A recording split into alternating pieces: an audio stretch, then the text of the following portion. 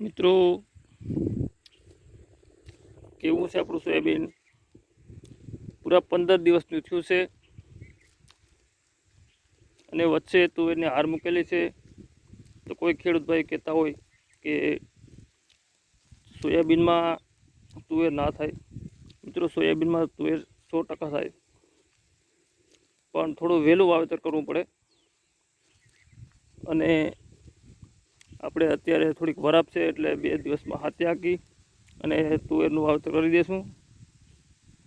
તો મિત્રો કેવું લાગ્યું તમને સોયાબીન એ પણ માહિતી આપજો. અને હા, ખાસ JS 335 સોયાબીનનું વાવેતર કરેલું છે. અને સોયાબીનમાં ખાસ મિત્રો કે માંડવી કરતાં સોયાબીનમાં ખૂબ સરળતા રહેશે, નફાકારક ખેતી છે અને માંડવી કરતાં સરવાળે થોડુંક નફો રહેશે. ને મિત્રો ક્યારેક ક્યારેક એવો વરસાદ પડી જાય છે કે વાવેતર થઈ ગયા પછી ક્યારેક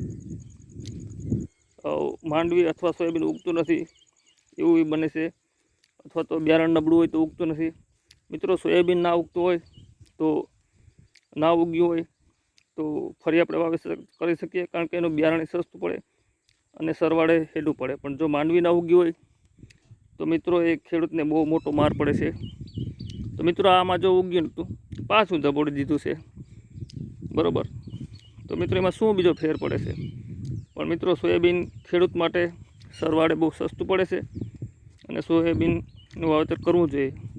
ભલે ઝાઝું નહીં, પણ 5-6 વીઘાનું વાવેતર મિનિમમ ખેડૂતે કરવું જોઈએ.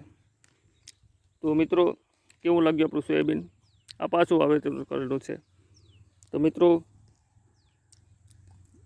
લાઈક અને કોમેન્ટ કરજો અમારા વિડીયોમાં. અને સોયાબીન વિશે કોઈ પણ ખેડૂત ભાઈઓને માહિતી જોતી હોય તો મારા મોબાઈલ નંબર છે 9921416560.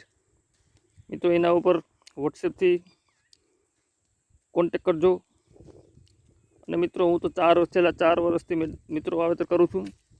4 વર્ષથી મેડમ બહુ 4 વર્ષથી બહુ સારામાં સારું થાય છે. મિત્રો કોઈ કહેતું હોય કે 1 વાર 2 વાર 2 વર્ષ વાયું હોય તો પાછું 3જી વાર ના થાય, એ પણ વાત બધી ખોટી જ છે. મિત્રો 4 વર્ષથી મારે એવું ને એવું સોયાબીન થાય છે. અને મિત્રો ખોટી વાત ના હોય